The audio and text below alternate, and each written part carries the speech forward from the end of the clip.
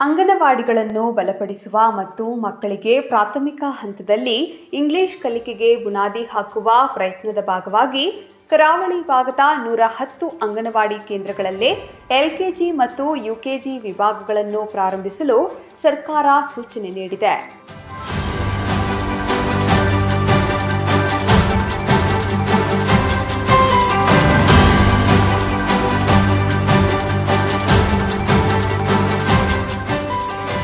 ದಕ್ಷಿಣ ಕನ್ನಡ ಜಿಲ್ಲೆಯಲ್ಲಿ ಕೆಂಪುಕಲ್ಲು ಸಮಸ್ಯೆಯನ್ನು ವಾರದೊಳಗೆ ಬಗೆಹರಿಸಲಾಗುವುದು ಎಂದು ದಕ್ಷಿಣ ಕನ್ನಡ ಜಿಲ್ಲಾ ಉಸ್ತುವಾರಿ ಸಚಿವರು ಭರವಸೆ ನೀಡಿದ ಹಿನ್ನೆಲೆಯಲ್ಲಿ ಜುಲೈ 3ರಂದು ನಡೆಸಬೇಕಿದ್ದ ಪ್ರತಿಭಟನೆಯನ್ನು ಮುಂದೂಡಿದ್ದೇವೆ ಎಂದು ದಕ್ಷಿಣ ಕನ್ನಡ ಒಕ್ಕೂಟದ ಜಿಲ್ಲಾಧ್ಯಕ್ಷ ಸತೀಶ್ ಆಚಾರ್ಯ ತಿಳಿಸಿದ್ದಾರೆ.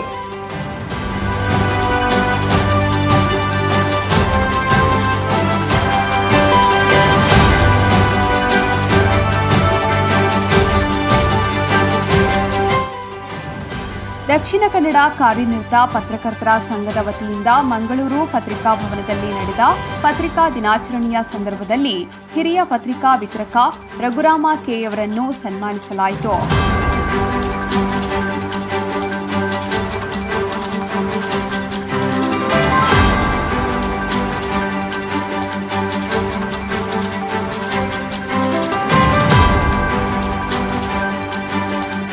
ಬಿಜೆಪಿ ಮುಖಂಡನ ಪುತ್ರನೊಬ್ಬ ಮದುವೆಯಾಗುವುದಾಗಿ ನಂಬಿಸಿ ದೈಹಿಕ ಸಂಪರ್ಕ ನಡೆಸಿದ ಬಳಿಕ ನಾಪತ್ತೆಯಾಗಿರುವ ಪ್ರಕರಣದ ಸಂತ್ರಸ್ತ ವಿದ್ಯಾರ್ಥಿನಿಗೆ ಶಾಸಕ ಅಶೋಕ್ ರೈ ಅವರು ಮುಂದೆ ನಿಂತು ಮದುವೆ ಮಾಡಿಸಿಕೊಡಬೇಕು ಎಂದು ವಿಶ್ವಕರ್ಮ ಜಿಲ್ಲಾ ಒಕ್ಕೂಟ ಒತ್ತಾಯಿಸಿದೆ.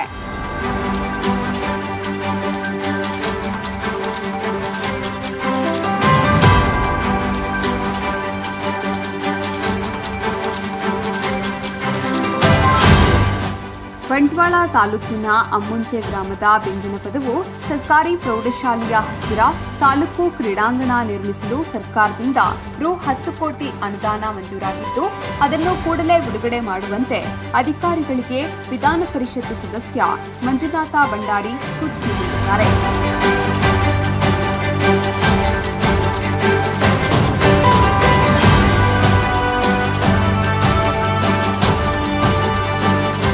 ವಲಚಿಲ್ ಸಮೀಪ ರಾಷ್ಟ್ರೀಯ ಹೆದ್ದಾರಿ 73ರಲ್ಲಿ ಚಲಿಸುತ್ತಿರುವ ಕಾರಿನ ಡೋರ್ನಿಂದ ಅಪಾಯಕಾರಿಯಾಗಿ ನಿಂತು ಯುವಕರ ಗುಂಪೊಂದು ಸ್ಟಂಟ್ ಮಾಡಿದ ವಿಡಿಯೋ ವೈರಲ್ ಆಗಿದ್ದು ಪೊಲೀಸರು ಕಾರನ್ನು ಪತ್ತೆ ಹಚ್ಚಿ ದಂಡ ವಿಧಿಸಿದ್ದಾರೆ.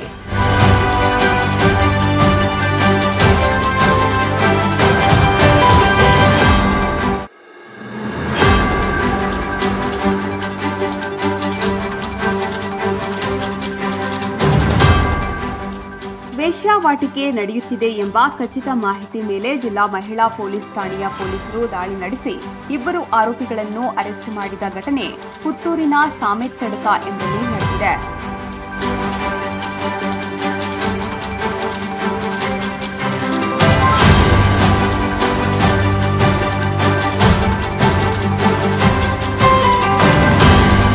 ಬಪ್ಪನಾಡು ಶ್ರೀ ದುರ್ಗಾ ಪರಮೇಶ್ವರಿ ದೇವಳದ ಬಸವಕೃಷ್ಣ 18 ಮೃತಪಟ್ಟಿದೆ. ವಾರ ಕಳೆದರೂ ಸಮಸ್ಯೆ ಪರಿಹಾರವಾಗದ ಕಾರಣ ವೈದ್ಯರ ಸಲಹೆಯಂತೆ ಕೃಷ್ಣನನ್ನು ಮಂಗಳೂರು ಪಶು ಆಸ್ಪತ್ರೆಗೆ ದಾಖಲಿಸಲಾಗಿತ್ತು.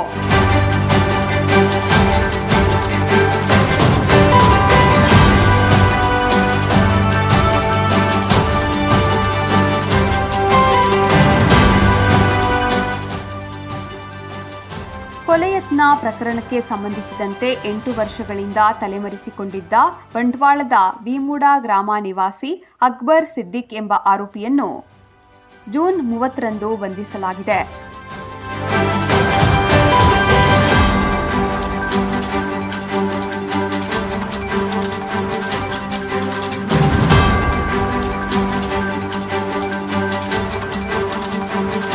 ವಿವೇಕಾನಂದ ಪದವಿ ಪೂರ್ವ ಕಾಲೇಜಿನ ವತಿಯಿಂದ ರಾಷ್ಟ್ರೀಯ ವೈದ್ಯರ ದಿನಾಚರಣೆಯನ್ನು ಪುತ್ತೂರಿನಲ್ಲಿ ಕಾರ್ಯನಿರ್ವಹಿಸುತ್ತಿರುವ ವಿವಿಧ ಆಸ್ಪತ್ರೆಗಳಿಗೆ ಕಾಲೇಜಿನ ವಿದ್ಯಾರ್ಥಿ ಸಂಘದ ಪ್ರತಿನಿಧಿಗಳು ಭೇಟಿ ನೀಡಿ ಶುಭಾಶಯ ಪತ್ರದ ಜೊತೆಗೆ ಸಿಹಿ ತಿಂಡಿ ವಿತರಿಸಿದರು.